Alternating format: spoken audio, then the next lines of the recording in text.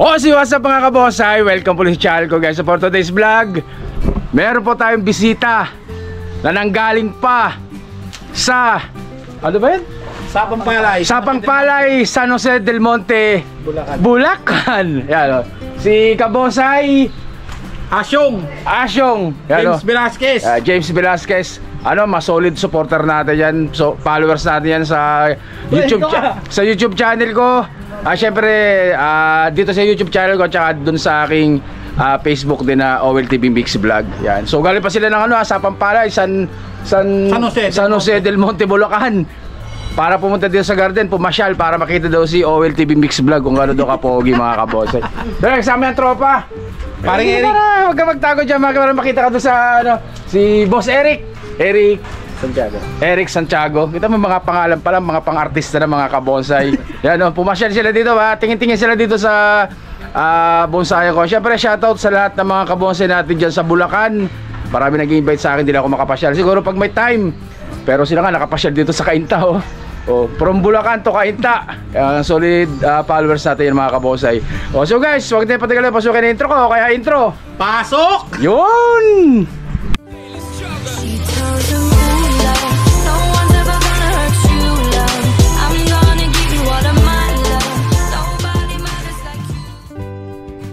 Ayun na nga guys. Yan.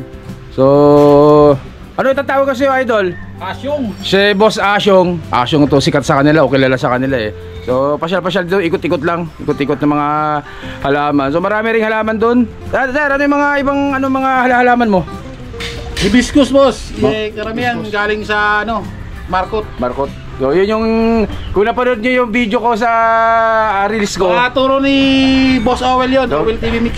Video niya yon. So hiniram ko lang yung share natin sa release ko. Yan. So yung may natututunan naman sila sa mga pinaggagawa ko.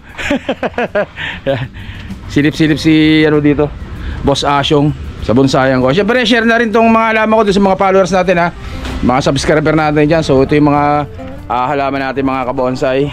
So medyo matagal akong walang video sa iba. Sa sunod, pag dumating yung aking pwedeng magamit na service, makakalayo-layo na tayo. Hindi pa ako makalayo, walang magamit na service. Ayan.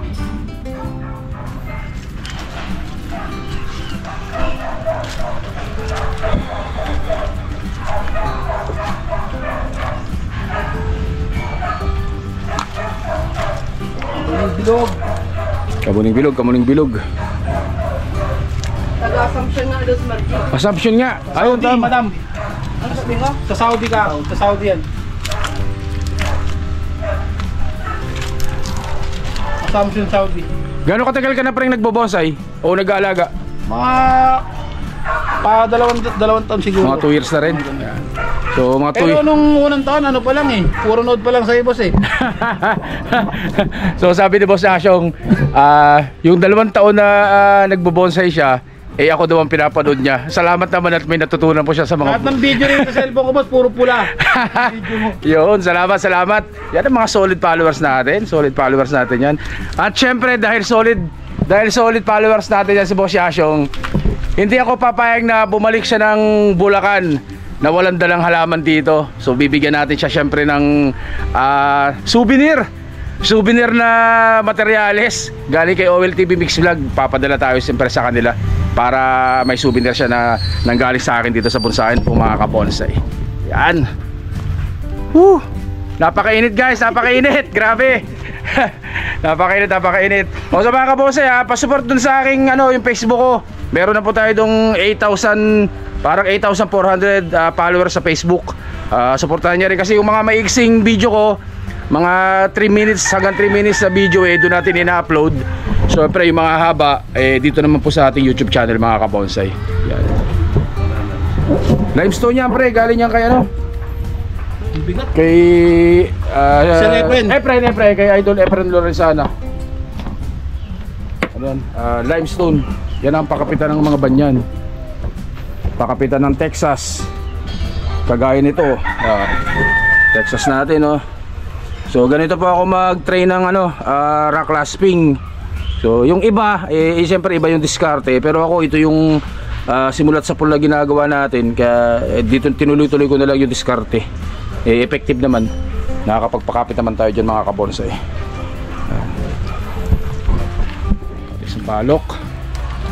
Isang palok na maraming basher dati.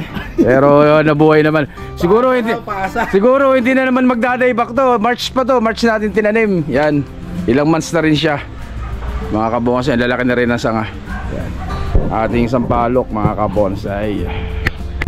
So yun mga kabonsai. So pahinga muna kami dito sa garden dahil napakainit talaga. Talagang kita nyo ba yung araw na yan? Grabe nga, sud na langit ngayon, no? Grabe ang langis. Grabe. So, pero ang ganda tingnan ng mga bonsai kapag yung naarawan din mga kabonsai. So, maghahanap ako ng ibibigay natin kay Boss Asyong. Siyempre hindi tayo papayag na umuwi siya nang wala siyang dala pauwi ng Bulacan mga kabonsai. Wala daw siyang banyan. So, bibigyan natin siya ng materialis sa banyan. Yan, tapos melendres, dwarf melendres meron ka, idol? Dwarf melendres, siyempre padadala natin ng dwarf melendres yan si Boss Asyong. Argao Taiwan, bigyan natin siya ng Argao Taiwan, mga kabonsai. Tsaka Nana, Paikos Nana. Yung bilugan daon, meron ka. Yung wala para may remember siya dito. Tugas. Bibigyan natin siya ng tugas. May mga materialis pa. May mga materialis kung tugas dito mga kabonsai. Basta nasabi ko naman sa mga tropa, yung mga nanghihingi-hingi ng mga Sir Rowel, baka pwedeng makahingi ng cuttings ng Taiwan, cuttings ng pumasyal po kayo dito sa bonsayan ko at hindi po kayo uuwing luhaan. Hindi ako papayag na pagpunta nyo dito iuwi lang kayo, kwento lang ang dala ninyo. Hindi po ganoon. May dala kayong halaman. Try nyo din. May dala kayong halaman. Try nyo din, di mo sa Owen. Tap tayo dito. So, banyan, padala natin ang banyan. Ito. Malaki-laki. Bigyan natin sa kanya itong banyan na to. So, ito tinray na natin to. No? Grabe ugat to. Laki na pala ng ugat. Saan yung gunting natin? Ito. So, tingnan nyo ng kalat ng bonsayan ko. Ilang araw na to, hindi pa nalilinis. Ayan. Yun.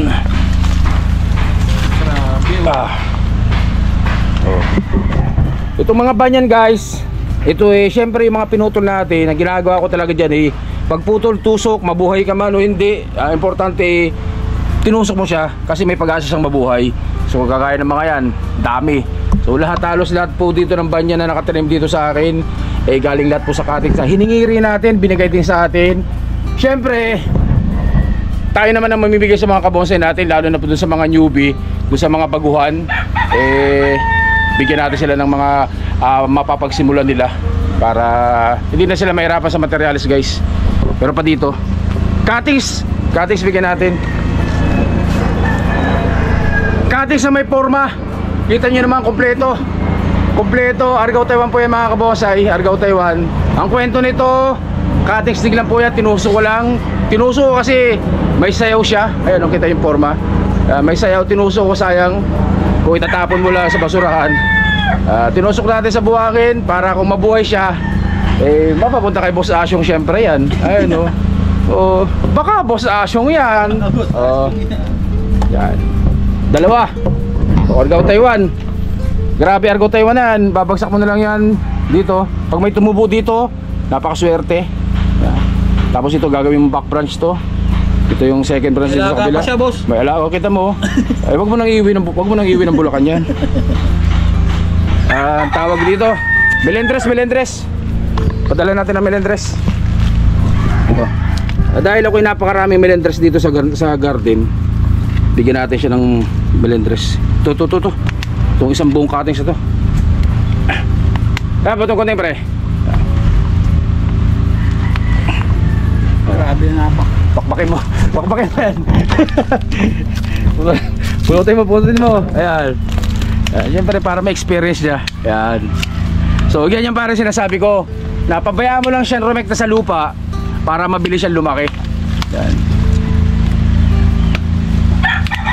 Tapos pagdating sa Bulacan, hanggang diskarte, pag-iwahiwalayin mo ng ang diskarte nito, pagdating mo sa Bulacan, pag-iwahiwalayin mo ng lagayan, itanim mo sa soft drinks. sa ganyang soft drinks. Kahit sa ganito boss, pwede. Hindi, doon sa mga tayo soft drinks sa ganyan. Exposure. Para. Boss Jerome, kami ka sa vlog. Bigyan natin ng konting tipsy, ano, Boss Asyong. Para hindi lang halaman ang maiuwi niyo sa Bulacan, kundi konting tip din kay Owel, galing kay Owel TV Mix Vlog daw na pogi. Yan. O yan, ano, parehong ano parehong Duarte Melendres. So ang diskarte dito para makabuo ng ganitong exposed roots na malupit, itatanim mo ngayon dun sa idol, paabot ng sobrang yan. Ayan, ibigay lahat ng idea, sasabihin ko na. Itatanim mo dito sa sobrang sa Mountain Dew na dala ni Boss Asyong. Maraming salamat. Puputulin nyo dito itong mga ilang puno yan, dami yan. Dito mo itatanim, dito nyo itatanim para yung ugat nya sobrang haba. Pag rumekta sa lupa, pabayaan nyo. Pag nag-wild, bayaan nyo lang para mabilis lumaki yung ugat nya, mga kabonsay. At ang mangyayari dyan, makakabuo na ng exposed roots na materyales, mga kabonsay. Yan. Ayos ba yun? Maganda. O sige mga kabonsay ha. Tatlo I love you.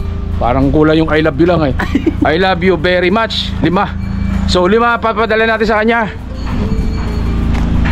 Doon sa nagtanong sa akin, Sir Rowel, nagbebenta ka ba ng Texas? Nagbebenta ka ba ng Texas? May Texas ka ba, Boss Asyong? Wala pa boss. Wala. Ngayon magkakaroon ka ng Texas, di ba? Itong Texas na to galing din sa cuttings. Yung mga dulo pinagugupit, tusok nyo lang. Pag nabuhay, swerte. Pag hindi, ganun talaga. Oh, meron ka kayong cuttings ng hindi cuttings pala, rooted na Texas. Yan. So ang bintahan ko po ng ganito, yung ganitong kalilit, 1,000, 3. Pag yung medyo mas malaki, 500 isa. Pero ito, syempre bibigyan natin ng libre kay Boss Asyong. Nag-e-effort, Bulacan to Cainta. Tapos uuwi lang ng kwento lang ang dala. Di tayo papayag noon, guys. Kulang pa, isa pa. Very much. Ay, tugas pala, tugas. Asan na yung tugas? Ito. Tugas dito eh.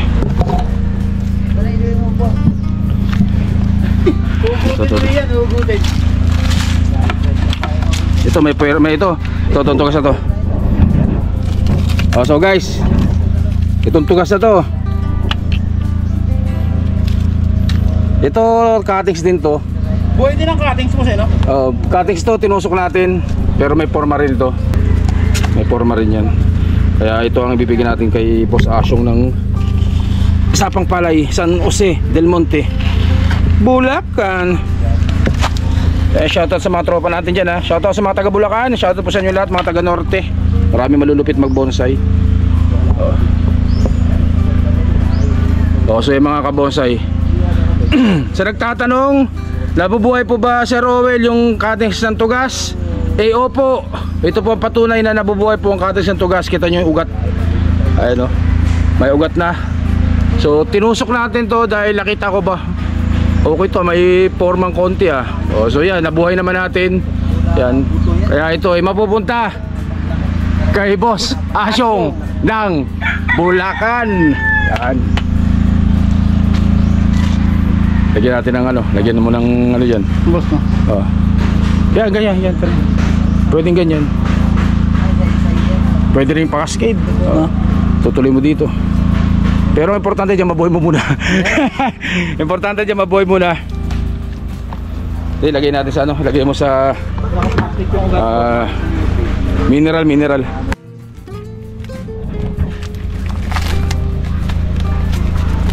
Siyempre maraming salamat sa ano, kay na Boss Asyong, at nag-effort pa sila pupunta talaga dito sa akin sa Cainta. Sino nag-drive? Palitan kayong dalawa, palitan. Yan. Mga ilang oras yung biyahe? Dalawang mahigit po Kung hindi naligaw, dalawa siguro. kung hindi naligaw, medyo naligaw daw sila dito. At saka pagdating nila dito sa ano, nagulat sila sa traffic daw eh. Nagulat sila sa traffic. Aftershock sila sa ano eh, traffic. Ayun o. Yan, oo. 'Di ba? Oo. 'Di ba pumogi ng konti. Yan. Tugas mga kabonsai.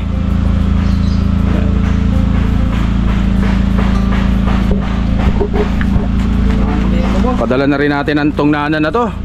Masakit sa mata to eh. Padala na natin sa kanya yung nana. Oh. Pang mami. Paso. Ayun. Butas yan. Ayun. Padala natin sa kanya yan para meron siyang materialis doon na ano. Paikus nana. Ang gagawin mo lang, palalakihin mo. Tanim ko rin sa ano? Tanim mo rin sa malaki. Sa mineral water, pwede na sa mineral para mabilis lumaki. Kung winner ko na yan, pinorma, tanggalin mo kasi bumabaw na idol eh. Tanggalin mo yan. Grabe si Boss Owel, magregalo. Ay, sinasabi ko sa inyo eh, di ba? Thank you. Kaya yan po ang patunay na pag pumunta po kayo dito sa bonsayan ko eh, hindi lang po kwento ang iuwi ninyo. Makakapag-uwi po kayo ng materialis po ng bonsai, mga kabonsai. Tempo tayo, tempo. So yung iba, yung maraming nanghingi ng ano, yung Argao Taiwan, dami nanghingi. So dami po dito sa garden. Kung kaya nyo lang pumasyal talaga dito, makakapag-uwi po kayo. Makakapag-uwi kayo, mga kabonsai. At ayun na nga guys, so mag-alas 12 na po ng tanghali. Yan, sobrang init. So hanggang dito na ang palag natin. Pero ipapakita ko muna sa inyo syempre yung mga binigay natin o take out, take home pala na maiuwi ni Boss Asyong sa Bulacan, San Jose del Monte, Bulacan, sa Pampalay. Shoutout po sa inyo lahat mga kabonsay dyan. O yan, Shoutout nga pala po sa mga kasama kong driver ng transport dyan, kay Chairman Totoy Timola. yan, shoutout po, Shoutout sa inyo lahat, pati sa mga board namin. Ano pangalan ng ano nyo? Ng Sa Pampalay Transport. shoutout po sa lahat po ng membro ng Sapampalay Transport. Mag-ingat po kayo lagi sa biyahe at mabuhay po ang mga kapwa ko driver na marangal na nagtatrabaho, mga kabonsay. Yan. So pakita ko yung mga ibigay natin sa kanya. So isa, babahan na yung baba mo ba isa na yan? Siyempre pinadala natin siya ng Paikus nana. So ito tinitrain ko na to, may wire na. Patatagal na lang natin. Palalaki niya lang yan, Paikus nana. Tapos Tugas na malutong. siyempre, kita nyo naman yung tugas. Nabubuhay po ang katas ng tugas ha. Sa nagtatanong ha, nabubuhay. Tapos siyempre, pinadalan din natin siya ng ulit na malutong. kauna-unahang Texas mo yan. Kauna-unahang Texas ang diskarte. Tanim mo sa mas malaki. Mas malaking training pot, itanim mo sa mga ganito, kaya sa timba para mabilis lumaki. At ito ang ating dwarf melendres. Napakarami nito. Talagang sa sunod Ako na. siya na ang mamimigay ng mga melendres doon sa kanila. At syempre ating rooted na Argao Taiwan na formado na rin. Kita ugat niya nasa ilalim, no? Ano? Formado na rin. At banyan. Yung banyan na yan, wala. Ito pang kauna-unahan. Kauna-unahang banyan. Malaking banyan. Kita mo banyan lang, pero yung iba talagang mahal din to pag ginabuong bonsai. Pero tayo cuttings lang. Nakakapagpabuhay tayo. Kaya tusok-tusok lang. Ang diskarte, lagi yung sinasabi, magtanim lang po kayo ng tanim, mga kabonsai. Nang di mainip. Pag hindi kayo mainip. At hanggang dito na po muna ang vlog natin. So, salamat po ulit kay Boss Asyong. Boss, salamat din. Ng sa Pampalay, Bulacan, sa pagpasyal sa akin dito sa aking bonsai, sa Cainta Rizal pa. Hanggang dito na po muna. Stay safe. God bless us po mga kabonsai. Maraming salamat po. Thank you.